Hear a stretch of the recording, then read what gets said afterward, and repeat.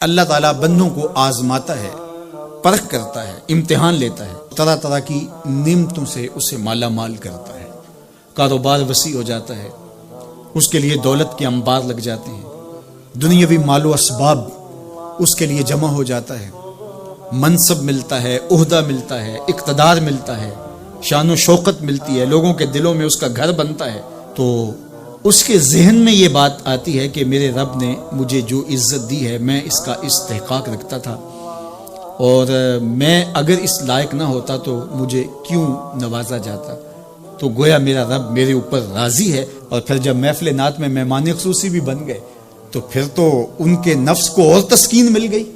جب پیر صاحب نے بھی ان کو ہی اہمیت دی تو پھر انہیں لگا کہ واقعہ ہی ہمارا رب ہم پہ راضی ہی ہے، تبھی تو ہمیں مذہبی طبقوں کے اندر بھی اہمیت مل رہی ہے، حالانکہ وہ جانتے ہیں کہ ہم نے یہ دولت کیسے حاصل کی ہے، وہ جانتے ہیں کہ ہمیں سجدے کی توفیق نصیب نہیں ہے، وہ جانتے ہیں کہ آج اس محفل میں مہمان خصوصی سے تو کل ہم شراب خانے میں تھے، انہیں پتہ ہے، لیکن اس کی طرف توجہ نہیں جاتی، سوچتے نہیں ہیں، بلکہ وہ یہ سمجھتے ہیں کہ ہمیں یہ جو عزت مل رہی ہے یہ اللہ تعالیٰ کی طرف سے ہماری کسی قبولیت کی وجہ سے یہ عزت ہے، حالانکہ یہ ان کی آزمائش تھی، ان کا امتحان تھا۔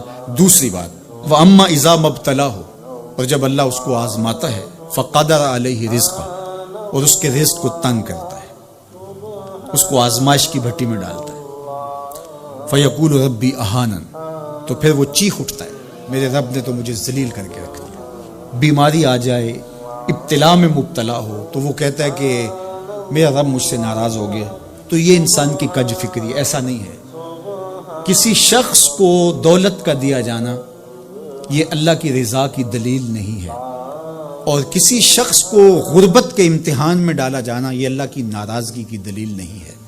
حضرت امام رازی نے لکھا ہے کہ مکے سے لے کر طائف تک 70 ایسے نبیوں کی قبریں ہیں جن کی وفات صرف بھوک کی وجہ سے ہوئی، تکلیفوں میں، آزمائشوں میں، امتحانوں میں، ابتلاؤں میں اس کے بندے رہے ہیں۔ میرے اور آپ کے آقا و مولا حضور ختمی المرتبت کے گھر میں کبھی برابر چولہا نہیں جلتا تھا، کبھی کھانے کے لیے کچھ میسر نہیں ہوتا تھا، پانی پی کے اور کھجور کھا کے گزارا ہوتا تھا، تو یہ تو کوئی دلیل نہیں ہے۔ اللہ کی رضا کی دلیل کیا ہے؟ نیکی کی توفیق مل جانا، اور اللہ کی ناراضگی کی دلیل کیا ہے؟ کسی شخص کا گناہ پہ دلیر ہو جانا۔ کوئی بندہ گناہ پہ دلیر ہے اور معصیت، نافرمانیاں، اللہ کے حکموں کو توڑنا اس کا مزاج ہے، تو سمجھو اللہ اس سے ناراض ہے۔ اور اگر کسی کو اللہ نے سجدے کی توفیق دی ہے، کسی کو اللہ نے اپنے راستے میں خلوص کے ساتھ خرچ کرنے کی توفیقات عطا کی ہیں، حلال حرام کی تمیز اس کو عطا کر دی گئی ہے، تو پھر سمجھ لو کہ اللہ اس پہ راضی ہے۔ باقی رہی بات کہ کسی کو دولت کا زیادہ دیا جانا، کسی کو کم دیا جانا، تو یہ آزمائش ہے۔ اب جو اہل ایمان ہیں، اللہ کے بندے ہیں، وہ کیا کرتے ہیں؟ جب دولت زیادہ ملتی ہے، اقتدار ملتا ہے، منصب ملتا ہے، تو صرف اللہ کے شکر کے دائرے میں آ جاتے ہیں، اور جب مصیبت آتی ہے، تکلیف آتی ہے، اذیتوں میں مبتلا ہوتے ہیں، تو پھر وہ یہ نہیں کہتے کہ ہمارے رب نے ہمیں ذلیل کر دیا، بلکہ وہ اس پہ صبر کرتے ہیں اور اللہ کے حضور دعائیں کرتے ہیں، التجائیں کرتے ہیں کہ مالک تو نے جو جس آزمائش میں ڈالا ہمیں پورا اترنے کی توفیق نصیب فرما، ہماری سفید پوشی کا بھرم نہ ٹوٹے، اور ہمیں اس مشکل وقت سے بچانا کہ جب ہماری یہ غربت ہمیں کفر تک لے جائے، اور جب ان کو دولت مندی دی جاتی ہے تو وہ ڈرتے ہیں کہ اللہ ایسا نہ ہو کہ یہ دولت ہمیں فرعون بنا دے، یہ دولت ہمیں نمرود بنا دے، ہمارے اندر بخل پیدا ہو، تکبر پیدا ہو، ہمارے اندر غرور پیدا ہو، تو وہ اس حالت کے اندر اللہ تعالیٰ کا شکر یا دوسری حالت میں اللہ کے حضور صبر کی توفیق مانگتے ہیں اور صبر کے ساتھ اپنی زندگی گزارتے ہیں۔ آقا کریم علیہ السلام نے ارشاد فرمایا کہ کون ہے جو مجھ سے یہ کلمات لے اور ان پر خود عمل کرے اور پھر آگے ان لوگوں تک پہنچائے جو ان چیزوں پر عمل کرے۔ تو بہت سارے لوگ جھولیاں پھیلا کے آگے بڑھ جاتے، لیکن علم کے لیے جو حرص حضرت ابو ہریرہ کے سینے میں تھی، اس وجہ سے انہوں نے پہل کی اور آگے بڑھ کے عرض کی، حضور یہ خیرات میری جھولی میں ڈال دیجیے، میں خود بھی عمل کروں گا اور ایسے لوگوں تک پہنچاؤں گا بھی جو ان پر عمل پیرا ہوں۔ تو کہتے ہیں حضور نے میرا ہاتھ پکڑ لیا اور 5 چیزیں گنوائیں۔ پہلی بات میرے حضور نے ارشاد فرمائی، اتق المحارم تکن عابد الناس، اللہ کی حرام کردہ چیزوں سے بچ جاؤ تم لوگوں میں سب سے بڑے عبادت گزار بن جاؤ گے۔ نیکی کرنا بہت اہم ہے، لیکن یہاں جو تعلیم دی گئی وہ گناہ سے بچنے کی ہے۔ ایک شخص رات کو 100 نفل پڑھ لیتا ہے، لیکن صبح اٹھ کے کسی کا حق غصب کرتا ہے، کسی کو گالی دیتا ہے، جھوٹ بولتا ہے، کم تولتا ہے، کم ناپتا ہے، اللہ کے حکام کو توڑتا ہے، اور دوسرا شخص ساری رات عشاء کی نماز کے بعد سویا رہا اور دن کو فجر کے بعد اس نے جھوٹ نہیں بولا، کسی کو تنگ نہیں کیا، اللہ کی مخلوق کو ضرر نہیں پہنچایا، تو شریعت ایسے شخص کو پسند کرتی ہے جو اللہ کی حرام کردہ چیزوں سے بچ جائے۔ نیکی کی توفیق مل جائے، نفلی عبادات میسر آ جائیں تو بڑی بات ہے، لیکن اس سے بڑی بات یہ ہے کہ اللہ کی حرام کردہ چیزوں سے بچا جائے۔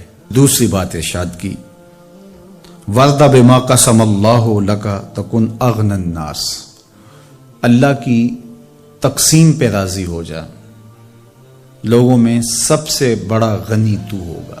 دولت کی کثرت سے بندہ غنی نہیں بنتا، کتنے دولت مند ہیں، نفس کی کمینگی ہی ختم نہیں ہوتی۔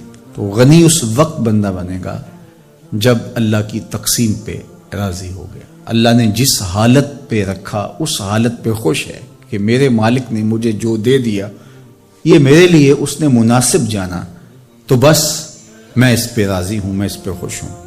اور اگر انسان یہ نہیں چاہتا اور نہیں کرتا تو جہاں بھی ہوگا وہ مطمئن نہیں ہوگا۔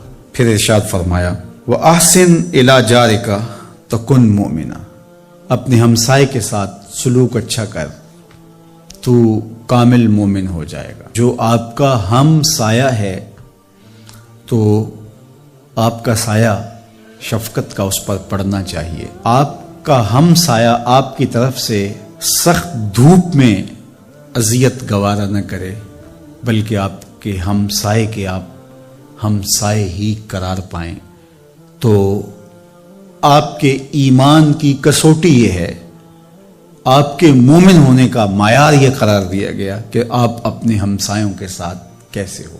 چوتھی چیز، وَأَحِبَّ لِلنَّاسِ مَا تُحِبُّ لِنَفْسِكَ تَكُنْ مُسْلِمًا، اگر تم کامل مسلمان بننا چاہتے ہو تو جو اپنے لیے پسند کرتے ہو تمام مخلوق کے لیے وہ پسند کرو۔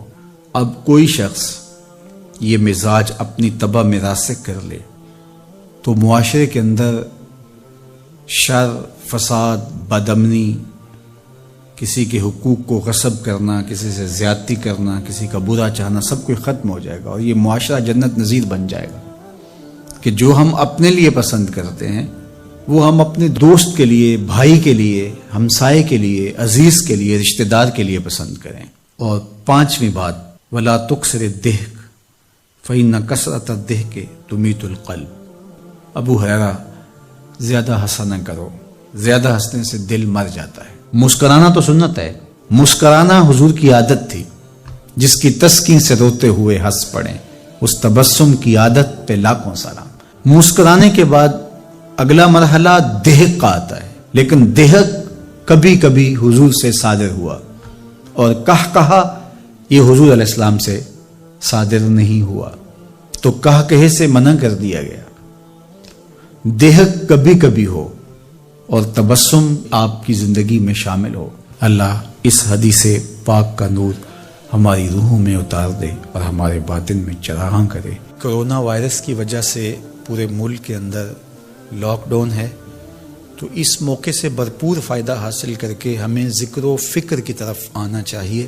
قرآن مجید کی تلاوت، کثرت نوافل، قضا شدہ نمازوں کی ادائیگی اور دیگر امور خیر بجا لانے چاہیے۔ اپنے ماں باپ کی صحبت میں بیٹھنا چاہیے، ان کی دعائیں لینی چاہیے، اپنے بچوں کے پاس بیٹھیں، اور بہت سارے اور امور جو ہم اپنی مصروفیات کے باعث پورے نہیں کر پاتے، تو یہ موقع ہے ان کو پورا کرنے کا۔ لیکن اس موقع سے ناجائز فائدہ حاصل کرتے ہوئے بہت سارے لوگ اپنے مکانوں کی چھتوں پہ دھاتی تاروں کے ذریعے پتنگیں اڑانے کے شغل میں مصروف ہیں، تو اس شغل سے خدا را باز آئیے یہ موقع ایک دوسرے کی مدد کرنے کا ہے، نصرت اور اعانت کرنے کا ہے، نہ یہ کہ مکانوں کی چھتوں پہ کھڑے ہو کے آپ خونی کھیل کھیلیں اور دھاتی ڈور کے ذریعے سے لوگوں کے گلے کٹیں اور لوگوں کو نقصان ہو۔ تو اس سے خدا را ہمیں خود بھی باز آنا چاہیے اور اپنے بچوں کو بھی اس سے روکنا چاہیے، ان کی حوصلہ شکنی کرنی چاہیے۔ ویسے بھی علماء نے کہا کہ یہ جو پتنگ کٹتی ہے تو بچے اس کو لوٹنے کے لیے دوڑتے ہیں اس کے پیچھے۔ تو عمومی طور پہ ہمارے ہاں یہ کہا بھی جاتا ہے کہ میں پتنگیں لوٹ رہا ہوں یا لوٹ کے لایا ہوں، تو شرعاً وہ اس کی ملک نہیں تھی تو وہ کیسے اس کو اپنے پاس رکھ سکتا ہے؟ تو یہ ایسا گناہ ہے جس کو گناہ نہیں سمجھا جاتا، اور بچپن میں معصوم ذہن پر لوٹ مار کا تصور اس سے ابھرتا ہے، اور آج وہ پتنگ لوٹ کے لایا ہے تو کل بڑا ہو کے بڑا لٹیرا بنے گا۔ تو یہ ماں باپ کو سوچنا چاہیے کہ پتنگ لوٹنے کا عمل لوٹنے کی ایک مشق ہے، اور بچہ اس کو کوئی برائی نہیں سمجھ رہا اور اس کو گناہ نہیں سمجھ رہا، حالانکہ یہ مال لقطہ ہے۔ اور اگر کسی نے پتنگ لوٹ لی یا ڈور لوٹ لی تو ہمارے فقہا نے لکھا ہے کہ 6 ماہ تک اس کا اعلان کرے، مالک کے نہ ملنے کی صورت کے اندر اس کو صدقہ کرے، وہ خود پھر بھی نہیں رکھ سکتا ہے چونکہ یہ مال لقطہ کے حکم کے اندر ہے۔ تو عمومی طور پہ ہم بچے کو بھی شاباش دیتے ہیں، اس کو بڑا دلیر قرار دیتے ہیں کہ اس نے اتنی پتنگیں لوٹی، آج اس کا یہ کمال ہے۔ تو میاں یہ بچوں کے نفسیات کے اندر لوٹ مار کے تصور کو راسخ کرنے کا ایک ذریعہ ہے پتنگ۔ اس نقطہ نظر کی طرف شاید کبھی کسی کی توجہ نہ گئی ہو، تو اس پہ بھی غور کرنے کی ضرورت ہے۔ میں تو یہ بات کہا کرتا ہوں کہ چلتی ہوئی ٹرالی سے یا ٹرک سے جو بچہ گنا لوٹتا ہے تو اس کو بچے کی بہادری اور فنکاری سمجھا جاتا ہے، لیکن آج جس نے گنا لوٹا ہے تو کل وہ ملک لوٹنے لگے گا، کل وہ اور کچھ بھی لوٹے گا۔ تو یہ چونکہ جب برائیاں شروع ہوتی ہیں تو بڑے پیمانے سے شروع نہیں ہوتی، چھوٹے پیمانے سے شروع ہوتی ہیں۔ تو پتنگ لوٹنے کا تصور لوٹ مار کی طرف لے جانے والا ہے، اور دوسرا یہ قاتل ڈور کتنے لوگوں کی زندگی کا چراغ بجھا دیتی ہے، اور کیا گزرتی ہے ان ماں باپ کے اوپر جن کا لخت جگر، جن کا بیٹا ان کے ہاتھوں کے اندر دم توڑ جاتا ہے اور گلا کٹ گیا ایک ڈور سے۔ اور ایسے واقعات ہم کتنے سنتے ہیں۔ تو میں گزارش کروں گا کہ اس خونی کھیل سے باز رہا جائے۔ اخلاقیات بھی اجازت نہیں دیتے، ہمارا ملکی قانون بھی اس کی اجازت نہیں دیتا، اور پنجاب پولیس بھی اس پر ایکشن کر رہی ہے۔ ان کے ساتھ تعاون کیجئے اور اپنے گرد و پیش کے ماحول کی انہیں خبر بھی کیجئے، خود بھی بچیے، اپنی اولادوں کو، بچوں کو بھی اس سے محفوظ رکھیے۔ اللہ آپ کی حفاظت کرے۔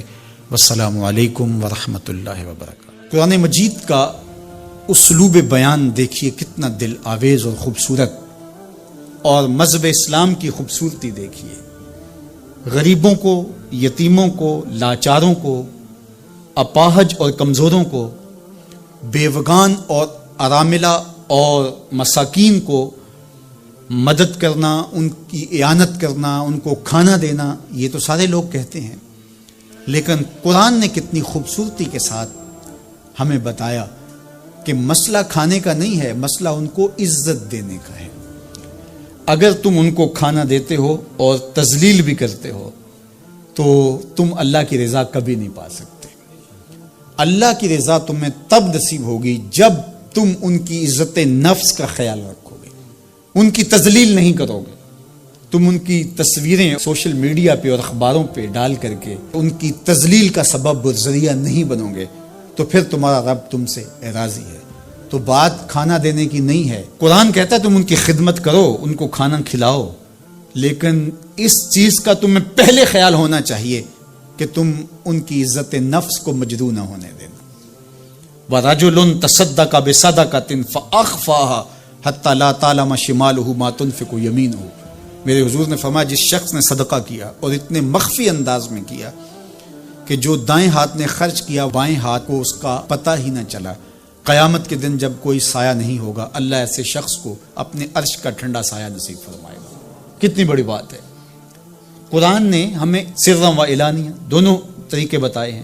اعلانیہ بھی خرچ کر سکتے ہو، مخفی بھی خرچ کر سکتے ہو۔ لیکن اعلانیہ خرچ تم تب کرو گے جب کسی کی عزت نفس کا مسئلہ نہیں ہوگا.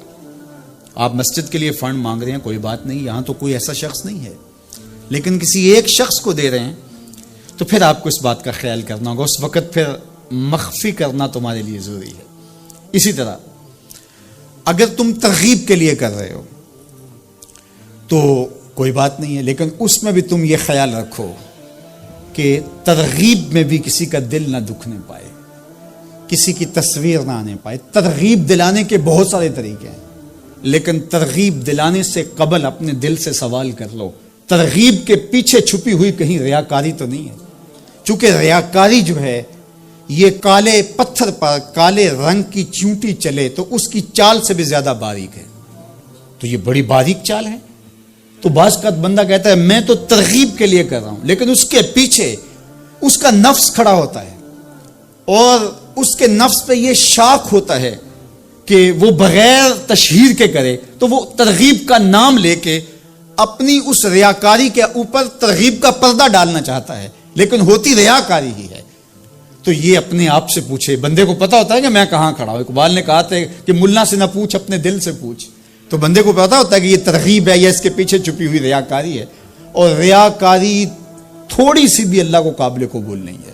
حضرت ابو امامہ الباہلی رضی اللہ تعالیٰ عنہ فرماتے ہیں کہ میں نے حضور سے پوچھا کہ ایک شخص جہاد کرتا ہے اور اپنی جان وار دیتا ہے اور اس کا مقصد اللہ کے دین کو سر بلند کرنا ہے، لیکن اس کے ذہن میں یہ بھی ہے کہ چلو میری بہادری کے جھنڈے بھی لگ جائیں گے، تو کیا اس کو اس عمل کا صلہ ملے گا؟ تو میرے حضور نے ارشاد فرمایا فلا شیء لہ، اسے کوئی اجر نہیں ملے گا. اللہ صرف اسی عمل کو قبول کرتا جو محض اس کے لیے کیا جائے. تیرے عمل میں اخلاص ہو تو اس کا اجر کچھ اور ہے. حور و خیام سے گزر، بادہ و جام سے گزر. جو محض اس کی رضا کے لیے عمل کیا جائے وہی عمل ہے. حضرت معاذ بن جبل رضی اللہ تعالیٰ عنہ حضور کے روضہ انور کے پاس بیٹھ کے رو رہے تھے. حضرت عمر گزرے تو رک گئے. کہا معاذ رو رہے ہو؟ کہا کہ صاحب مزار کا ایک فرمان یاد آیا جس نے مجھے رلا دیا. تو کہا وہ کیا فرمان تھا؟ کہا ایک دن حضور نے کہا تھا تھوڑی سی ریا بھی شرک ہے، تھوڑی سی ریا بھی شرک ہے. تو ضرور رکیے. آپ ترغیب کا نام لے رہے ہیں کہ میں ترغیب دینے کے لیے کر رہا ہوں، لیکن ذرا ایک لمحے کے لیے رک کے اپنے آپ سے سوال کر لیجئے ترغیب کے پردوں کے پیچھے چھپی ہوئی کہیں ریا تو نہیں ہے؟ اگر ریا کہیں چھپی ہے تو عمل ضائع ہو گیا، عمل برباد ہو گیا. کیتی کتری پئی کھو محمد تے سکہ بنیا زردہ، سب کچھ برباد ہو گیا. اس لیے محض اس کی رضا کے لیے ترغیب بھی اگر آپ کی نیت ہے تو اس سے قبل اچھی طرح اپنے آپ کو جانچ لیں کہ ہم کھڑے کہاں ہیں.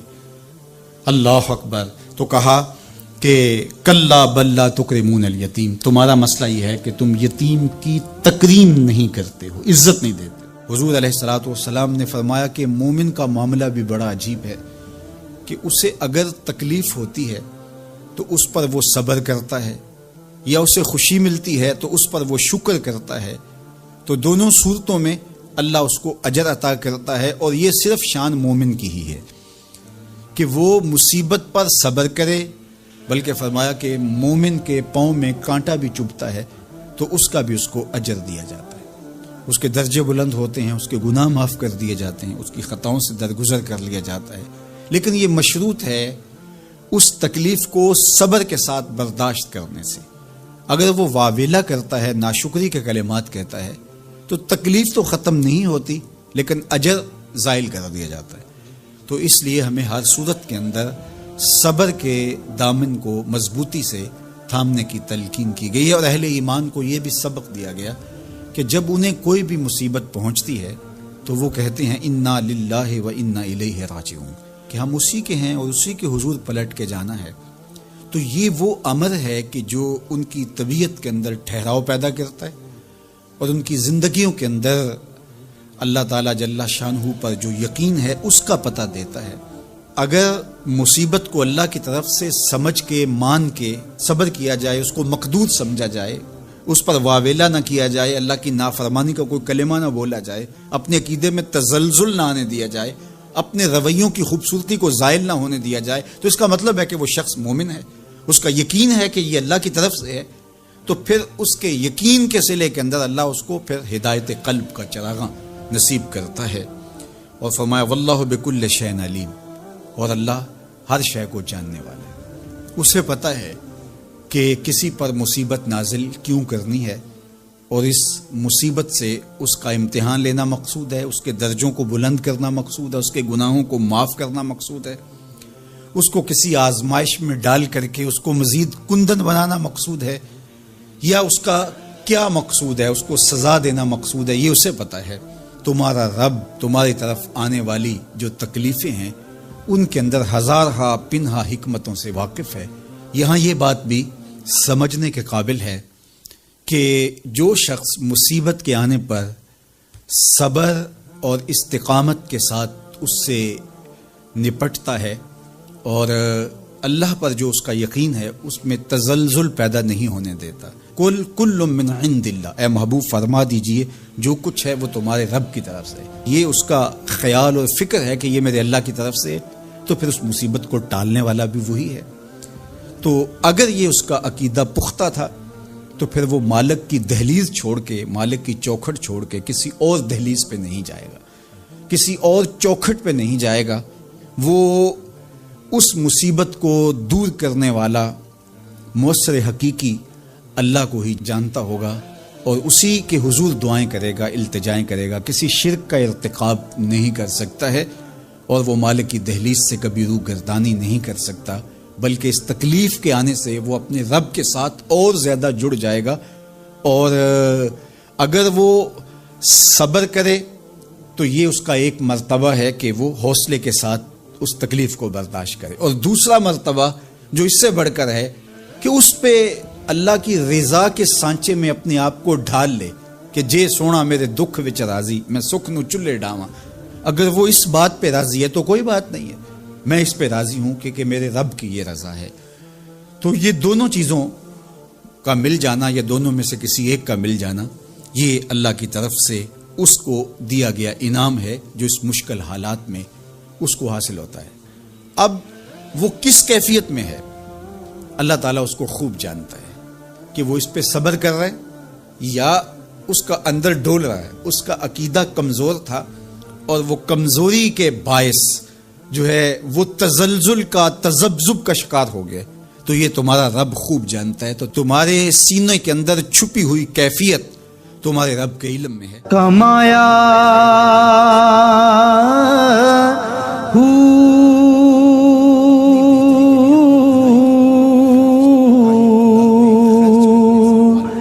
نام بھج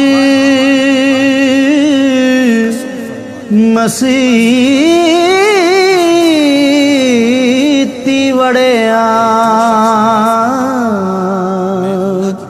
نا تسبا جو مانگنے لگ جاتا ہے، سوال کا دروازہ کھول دیتا ہے، اللہ اس کے لیے محتاجی کا دروازہ کھول دیتا ہے۔ حالات سخت بھی ہوں، اگر قابل برداشت ہوں تو ان کو برداشت کرنا چاہیے تاکہ سوال کی عادت نہ پڑے۔ انسان مخمصے کی حالت میں ہو، مجبور ہو جائے تو وہ ایک الگ بات ہے، مخمصے کی حالت میں سوال جائز ہو جاتا ہے، لیکن اگر حالت مخمصے کی نہ ہو تو پھر سوال نہیں کرنا۔ تھوڑی سی مشکل آئی اور اناج بٹتے ہوئے دیکھا تو خود بھی سوالی بن کے جا کے کھڑے ہو گئے، جبکہ ہمارے گھر کے اندر اتنا کچھ موجود تھا کہ ہم گزر کر سکتے تھے، لیکن مفت کا مال ہے لہٰذا کوئی حرج نہیں ہے، تو پھر آہستہ آہستہ انسان اس کا عادی بن جاتا ہے۔ اللہ اس وقت سے بچائے کہ ہم محتاج ہوں اور ہمیں عملاً اس جگہ پہ آنا پڑے، اللہ سب کو محفوظ فرمائے۔ لیکن اگر حالات کچھ تلخ بھی ہوں تو پھر بھی اگر آپ دیکھیں اپنے آپ کو کہ کیا ہم ایسی جگہ پہ تو نہیں ہیں کہ ہم سوال کرنے جائیں، تو باہر ایک ماحول دیکھ کر کے تو لپک پڑنا، تو اس سے آپ کی طبع کے اندر سوال کی عادت پیدا ہوگی۔ تو اس لیے جو مانگنا شروع کر دیتا ہے پھر اس کے لیے محتاجی کا دروازہ بند نہیں ہوتا، الا یہ کہ کوئی سخت مجبور ہو جائے تو شریعت اس کو اس کی اجازت دیتی ہے۔ تیسری بات میرے اور آپ کے آقا و مولا نے جو قسم کر کے کہی، ما نقص مال عبد من صدقہ، کہ صدقے سے بندے کا مال کم نہیں ہوتا۔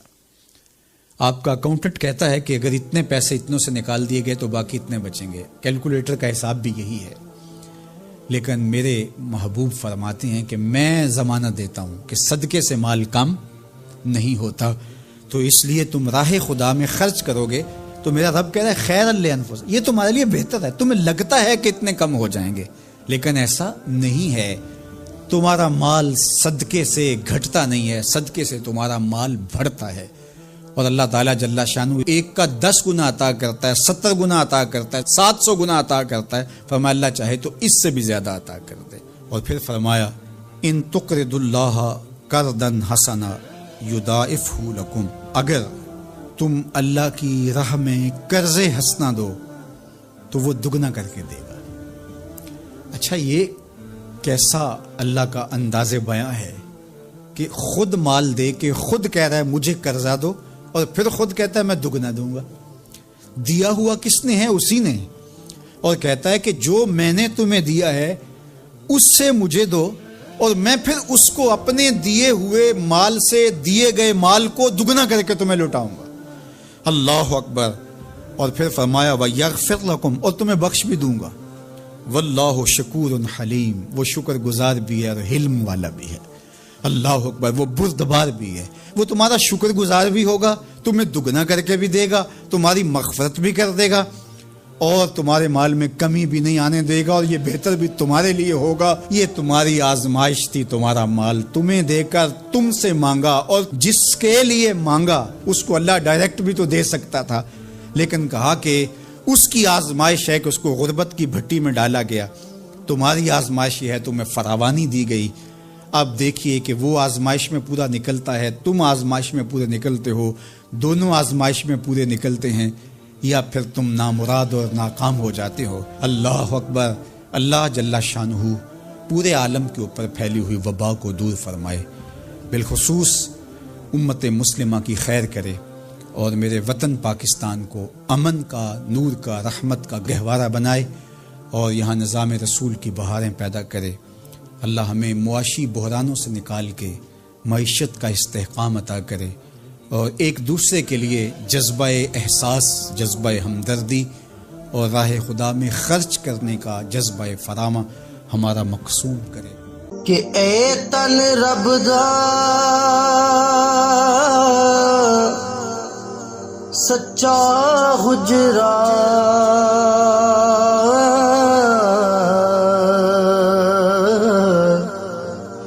تے کھڑیا باغ